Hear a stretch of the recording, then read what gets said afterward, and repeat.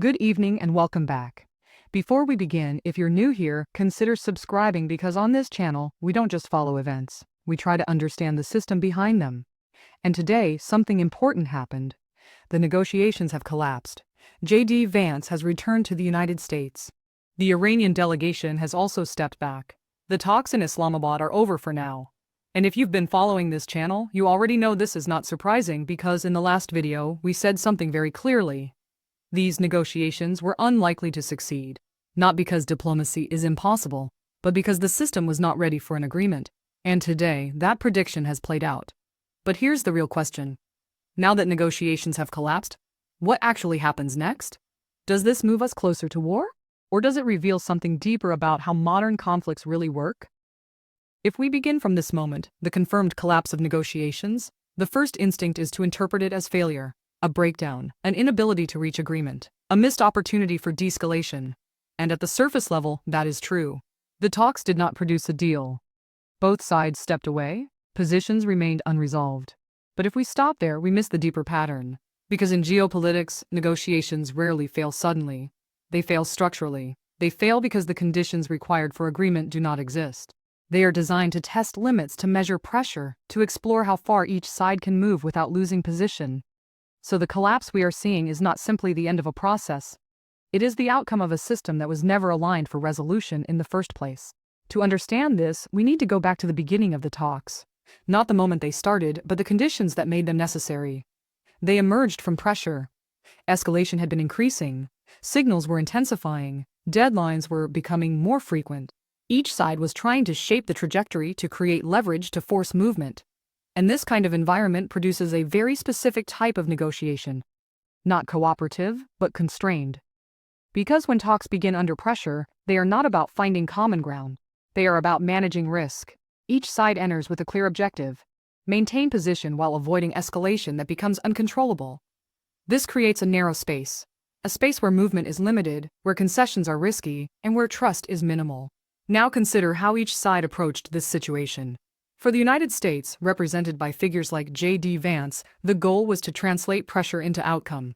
Economic pressure, military signaling, strategic messaging, all designed to bring Iran to the table with reduced leverage. But there is a limitation to this approach. Pressure works, but only up to a point. Beyond that point, it stops producing compliance and begins producing resistance because the opposing side adapts. It absorbs pressure, it adjusts strategy, and it looks for ways to regain balance. Iran in this case did not respond with immediate escalation. It responded with patience, with delay, with controlled engagement. And this matters because when one side accelerates and the other slows down, the structure of the interaction changes. The faster side begins to lose control of tempo. It must wait for responses, interpret delays, adjust expectations, and over time, this reduces its ability to dictate the pace. So while it may appear that pressure was increasing, control was not necessarily increasing with it. Now we introduce another layer, the regional system. Iran does not operate in isolation. Its strategic posture is connected to multiple actors across the region. Hezbollah in Lebanon, militias in Iraq, the Houthis in Yemen. They are part of a network. And this network creates a multiplier effect. Any escalation involving Iran has the potential to expand across multiple fronts, across multiple actors, and across multiple timelines. This changes the nature of negotiation because the stakes are no longer bilateral. They become regional, and when stakes expand, so does risk. This makes agreement more difficult because each side must consider not only the direct consequences but the indirect ones as well. Now we turn to another critical constraint, energy. The global system is deeply dependent on stable energy flows, and one of the most sensitive points in that system is the Strait of Hormuz. A significant portion of the world's oil passes through it, and Iran has the ability to disrupt that flow. Not completely, but enough to create instability. And instability in energy markets produces immediate consequences. Prices rise, markets react, economic pressure spreads globally. This introduces a powerful constraint. Because escalation is no longer just a military decision, it becomes an economic one. And economic systems react faster than political systems. They anticipate risk, they price it in, and they create feedback. Feedback that decision makers cannot ignore. So even as negotiations were taking place, this layer of pressure was present, quietly influencing the boundaries of what was possible. Now consider military reality. There is often an assumption that escalation can be controlled through precision, that limited action can produce limited outcomes. But this depends on the nature of the target. And Iran presents a complex target. Its infrastructure is dispersed. Its facilities are hardened. Its strategy is asymmetric. This means there is no clean option, no guaranteed outcome. Any action introduces uncertainty, and uncertainty reduces control. So decision-makers face a dilemma: continue pressure and risk unpredictable escalation, or pause and reassess. This is where the cost versus outcome imbalance becomes visible. The cost of escalation is clear, high, immediate, multidimensional. But the outcome is uncertain. No guaranteed resolution, no clear endpoint. And this imbalance makes agreement difficult because both sides recognize the risks, but neither side wants to concede. This creates a deadlock, not because negotiation failed in a simple sense, but because the system could not produce a solution under those conditions. Now we add another layer: global pressure. Allies do not operate independently of risk. European states tend to favor stability. They interpret escalation as disruption, and they signal for restraint. Gulf states, despite their tensions with Iran, are directly exposed to regional instability. They also prefer controlled outcomes. And then there are global markets, reacting in real time, adjusting to risk, creating pressure that feeds back into decision-making. All of these forces were present during the negotiations, shaping the environment, limiting options, defining boundaries. So when we look at the collapse of talks, we must see it in this context, not as a sudden failure, but as the natural outcome of a system under constraint. A system where pressure was high, risk was increasing, trust was low, and outcomes were uncertain. Under these conditions, agreement becomes extremely difficult because moving forward requires accepting risk, and neither side was willing to do so. So the talks ended not because diplomacy failed as an idea, but because the system could not support a deal at that moment. For Donald Trump, the collapse of talks does not remove pressure. It changes how pressure is applied. During negotiations, pressure is partly restrained. Signals are balanced. Escalation is managed to keep talks alive. But once talks end, that restraint weakens. Now the objective shifts from reaching agreement to restoring leverage. And restoring leverage requires action. Not necessarily large actions, but visible ones. Statements become firmer. Red lines become clearer. Military presence becomes more noticeable. This is not escalation for its own sake. It is signaling, a way of communicating without returning immediately to the table. At the same time, Iran adjusts as well, but in a different way. Instead of accelerating, it often slows down even further. Responses become more calculated, more indirect, more difficult to interpret, and this creates a structural imbalance. One side moves to reassert pressure, the other moves to absorb and redirect it. And when these two approaches interact, the system becomes harder to read because outcomes are no longer immediate. They are delayed, distributed across time and space. Now, we begin to see the next layer: indirect escalation. Because direct confrontation carries too much risk, pressure often moves through other channels. Regional actors become more active. Incidents increase but remain limited. Tensions rise but do not cross into full conflict. This is what makes the situation feel unstable. Not because something dramatic is happening, but because many small things are happening at once.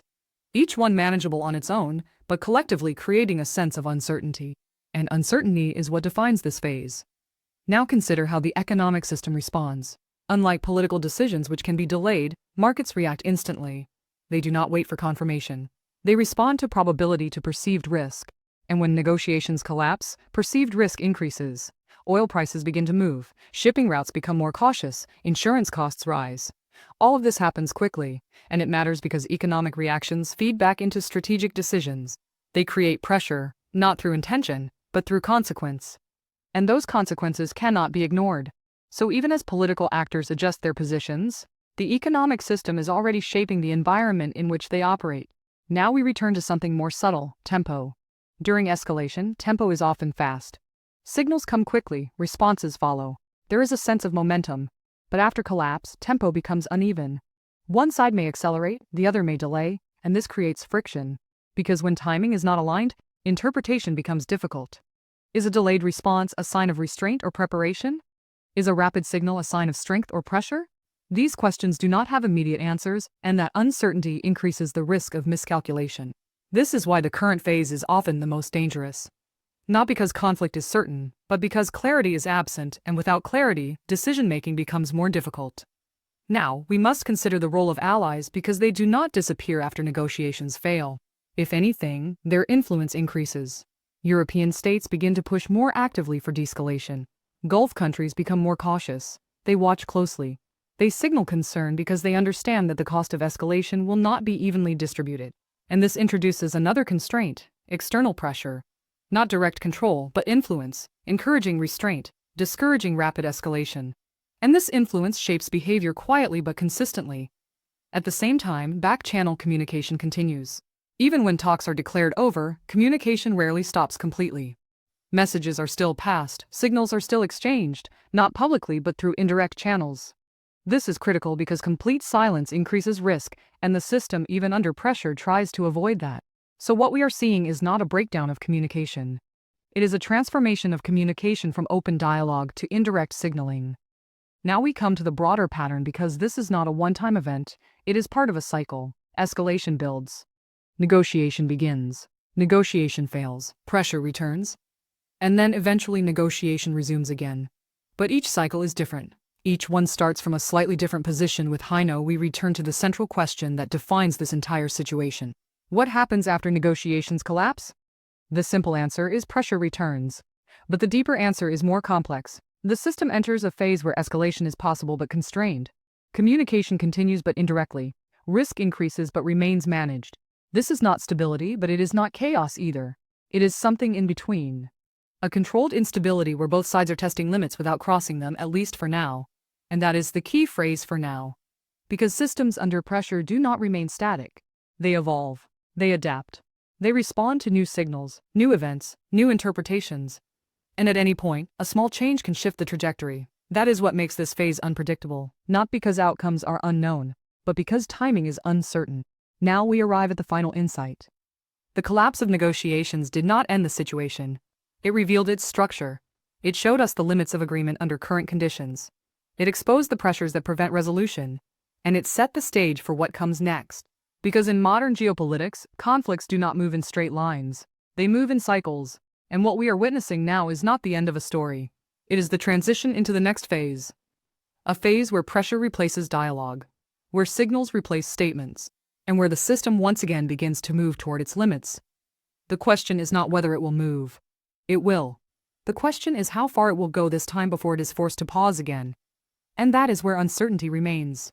Not in the collapse itself, but in the space that follows it, where decisions are made quietly and the next escalation or the next negotiation begins to take sharper stakes, less trust, and narrower options.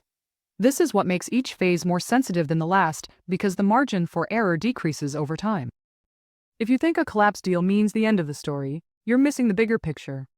Here is the hidden reality of what actually happens when geopolitical talks break down. It's not chaos. The system doesn't break. It stalls. Both sides are now testing boundaries in the dark, pushing limits without crossing the point of no return. The most critical power shifts don't happen during dramatic explosions or historic handshakes.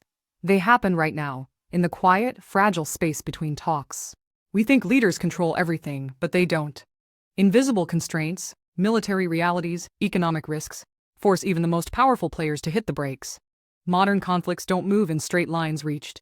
Every collapsed deal leaves behind toxic residue. The system is now operating with zero trust and high tension, where one tiny misread signal can shift the entire trajectory. What's next? The pressure is back on. Escalation will return, but only until it hits a new wall. We aren't watching the end of the conflict, we are just watching the gears shift. Don't watch the headlines. Watch the boundaries.